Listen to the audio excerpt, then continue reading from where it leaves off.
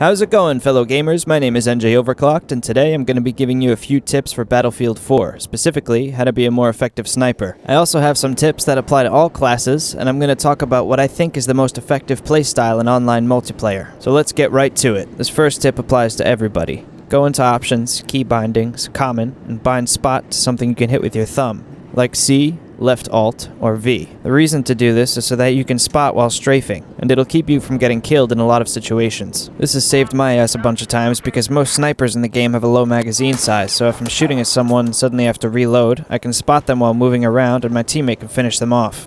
Moving on. I've been playing Battlefield since Bad Company 2, and in my experience, the most effective playstyle for online multiplayer is that of the running sniper, because sniping doesn't have to mean camping, although it often does, and camping will often end badly for you.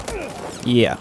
And we all know that everybody hates that one guy who sits on the edge of the map in Conquest Large and snipes the whole game. But I'm pretty sure we've also all been that guy at least once. You kinda have to be that guy if you're a total beginner and you're still trying to get a feel for the sniper rifles. But what happens if you want to play Recon in the game but you want to improve without being that guy? You want more kills but with less camping.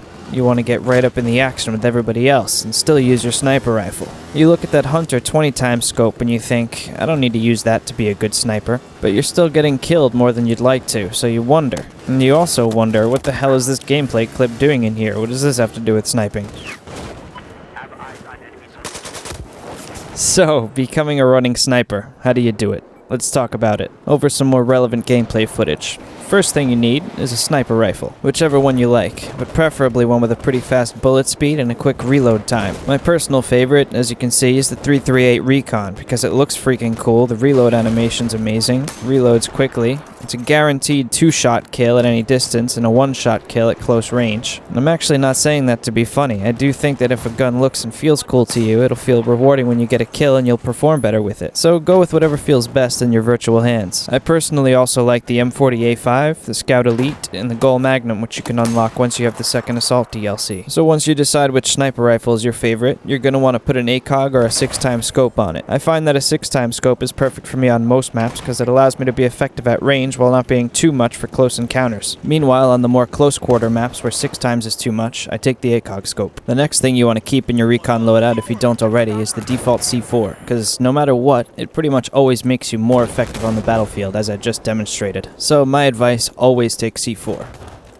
The second equipment slot is a bit debatable, depends on your preference, but I like to go with the radio beacon, because it allows you to spawn right back into the action after you get killed. Just make sure you put it in a nice hidden spot, and keep in mind that if you put it outdoors, you'll parachute in, and indoors, you'll just spawn in next to it. Another choice is the SOFLAM, which, if deployed cheekily enough, allows you to remote capture objectives without even being there. Then of course you have your MAV or MAV, which allows you to fly around remotely and spot people and destroy equipment, which I tend to use on the big open maps like Gomad Railway and Rogue Transmission. And then you've got the M18 Claymore, which is the hardest to unlock, but is very useful if you're camping out in a building or on a rooftop. I can't tell you definitively which one of these to use, I switch between them depending on what map it is. But I will say that if you're a beginner and you haven't unlocked any of this stuff yet, the PLD or Portable Laser Designator that you get default actually has thermal vision, so it's really good for spotting, and not enough people use it. Another must-have is the straight pull bolt for any bolt-action sniper rifle. It greatly improves your rate of fire and chances of getting that kill.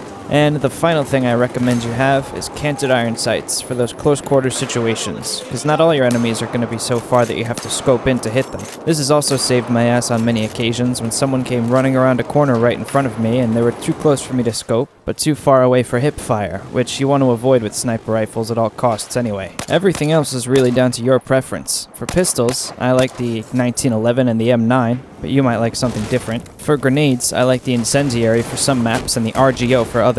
But I'm just here to give you my recommendations, and I can only hope that it'll help you and improve your game sense over time. With practice, of course, because in Battlefield 4, as in any other first-person shooter game, no matter what loadout you have, game sense is always the most important thing to keep you alive. And having the right loadout with the right tools can only help you develop that over time. And, hopefully, kick a few asses along the way. Hope you enjoyed this video, guys. Leave a like and subscribe if you did. My name is NJ Overclocked, and until next time, keep on gaming, and always aim for the head.